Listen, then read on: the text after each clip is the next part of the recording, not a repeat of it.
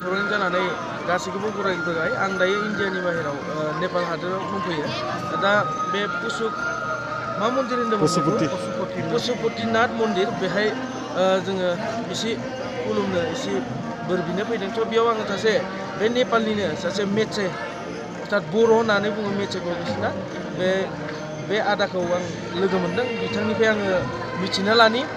बेहाय मा बबेनिफ्राय मानसि फैयो आरो माबायदि मा फुजा जायो बेनि सोमोन्दै आं मिथिना लानि आच्चा बे हिन्दुनि मन्दिर ना बेयो हिन्दुनि मन्दिर जोंनि बाथौ मन्दिर पशुपतिनाथ मन्दिर होननानै बुङो जोंनि बाथौ होननानै बुङो माबायदि मा बार जायो बेयो जानायलाय बे डेलि जायो समबारखालि बियो जायो शिवरात्रिनि दिनहाय बेहाय जायगोन नङा सबनिफ्रायबो गेदेमा शिवरात्रिनि दिनहाय जायो ओरैनो माबेनिफ्राय फैयो बेयाव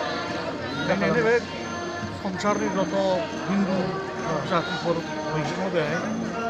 हिन्दु जातिनि सबनिफ्रायबो मेन मन्दिर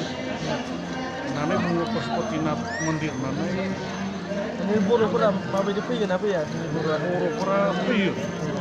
बेसेबांसो बर' दं नेपालावहाय जोङो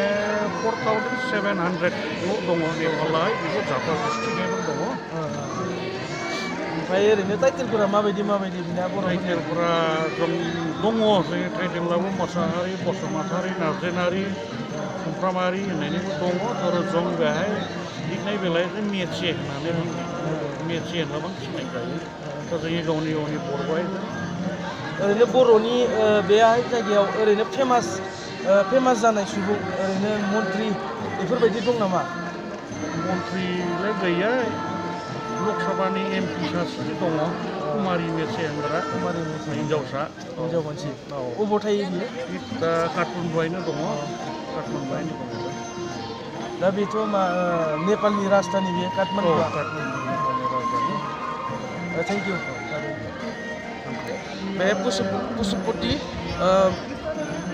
मन्दिर बेयाव नोंथांमोनाबो फैनानै खुलुमफैनो हागोन बोर बिफैनो हागोन